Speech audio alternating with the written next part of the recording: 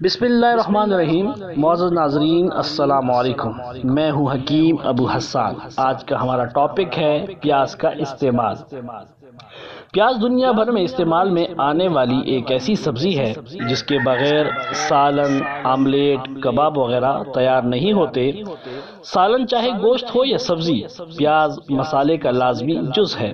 پیاز کے استعمال سے نہ صرف سالن میں لذت بڑھ جاتی ہے بلکہ مسالے میں اضافہ، گاڑھا پن پیاز ہی سے پیدا ہوتا ہے۔ پیاز سالن کے علاوہ کچی بھی کھائی جاتی ہے، اس کا اچار بھی بنتا ہے اور تقریباً ہر طرح کے سلاد میں مختلف اشکال میں سجائی جاتی ہے۔ پیاز کے فوائد بے انتہا ہیں جن کا مکمل احاطہ کرنا ممکن نہیں، تاہم پیاز کا جوشاندہ تقطیر البول میں بے حد نافع ہے۔ پیاز امراض چشم کے لیے مفید ہے، حالت سفر میں آب و ہوا کے اختلاف کو رفع کرتی ہے، پھوڑوں کو پکانے اور فاسد مادے کے اخراج کے لیے استعمال کیا جاتا ہے۔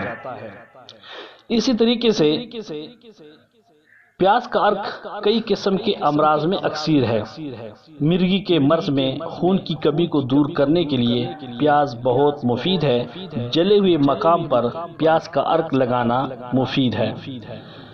پیٹ کا درد اور گلے کی سوزش کے علاوہ مثانے کی پتری کے لیے پیاز کا مسلسل استعمال مفید ہے۔ پیاز ایک ہاضم سبزی ہے، ریاح کو ختم کرتی ہے، اگر کٹی ڈکاریں آتی ہوں تو وہ ختم ہو جاتی ہیں۔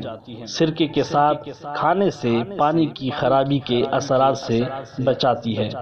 پیاز تراش کر دھو لیں، اس پر نمک چھڑک کر ہچکی کے وقت مریض کو کھلائیں، ہچکی بند ہو جائے گی۔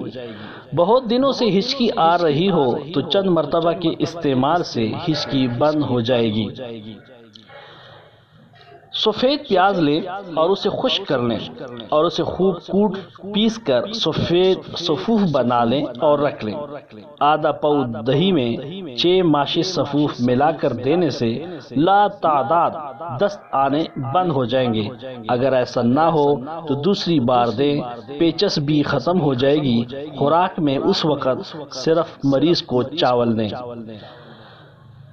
پتری کے اخراج کے لیے نصف چھٹانگ پیاز کا رس صبح نہار منہ پلانے سے مثانے، گردے کی پتری ریزہ ریزہ ہو کر خارج ہو جائے گی۔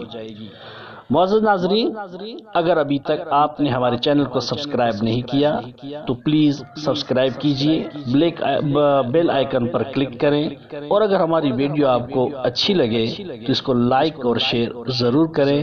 اپنا خیال رکھیے۔ اللہ حافظ۔